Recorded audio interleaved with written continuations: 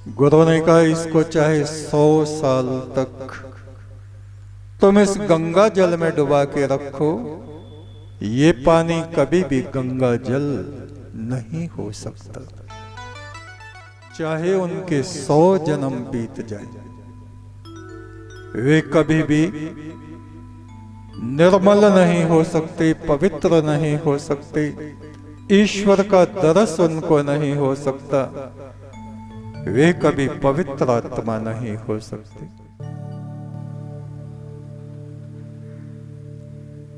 हमारी बुद्धि, हमारा मन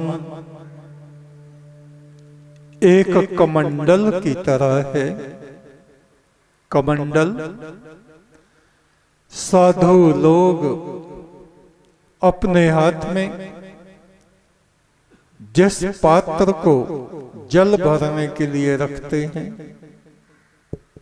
वे कमंडल भी कई प्रकार के होते हैं। कुछ कमंडल लकड़ी के होते हैं, कुछ जो छोटे छोटे तुम्बे आते हैं उनके होते हैं, कुछ धातु के होते हैं, पीतल आदि के। उनके ऊपर ढक्कन लगा के उनको बिल्कुल बंद कर देते हैं।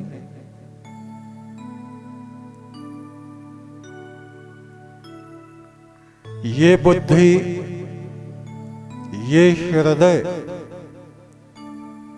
एक कमंडल की तरह है, जिसमें हम पवित्र विचारों को भी भर सकते हैं और इसमें कूड़ा कबाड़ भी भर सकते हैं।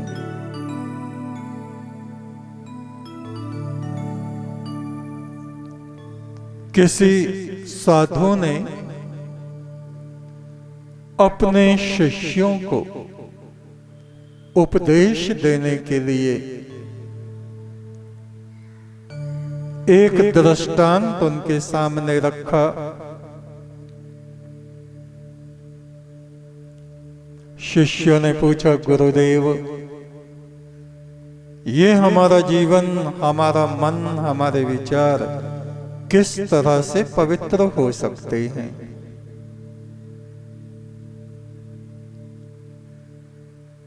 आश्रम के पास में गंगा बहती थी।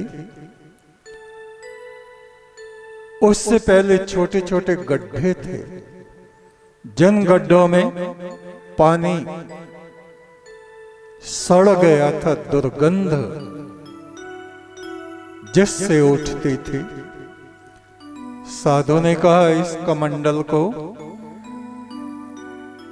दुर्गंध वाले पानी से भर दो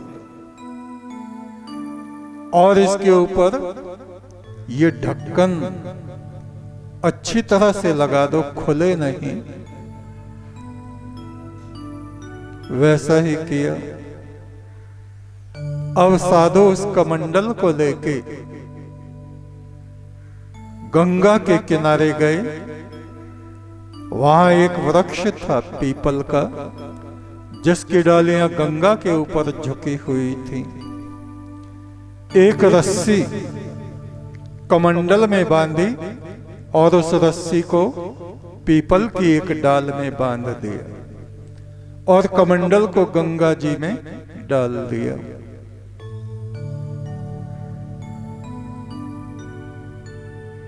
बोले, बस चलो, कुछ दिन बाद इसको देखेंगे।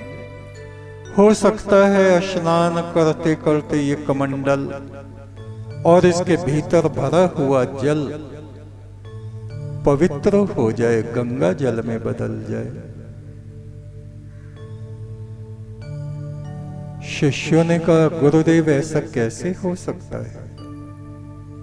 इसमें तो गंगा जल प्रवेश ही नहीं करेगा, ये तो ऊपर से हमने अच्छी तरह से बंद कर दिया है। गुरु ने कहा, कोई बात नहीं, देखते हैं, हो सकता है इसके भीतर का दुर्गंधित पानी बदल जाए। इस घटना को कई हफ्ते बीत गए। पूर्णिमा आई। गुरु सभी शिष्यों के साथ उसी स्थान पर पहुंचे। गंगा स्नान किया, कमंडल को निकाला, वेद मंत्र पढ़े, कहा खोल के देखो। खोल के देखा तो उसमें वो ही दुर्गंध से भरा हुआ गंदा पानी भरा है। गुरु ने कहा इसको चाहे 100 साल तक तुम इस गंगा जल में डुबा के रखो, ये पानी कभी भी गंगा जल नहीं हो सकता। ऐसे ही जो शिष्य ज्ञान अमृत को अपने हृदय के कमंडल में नहीं भरते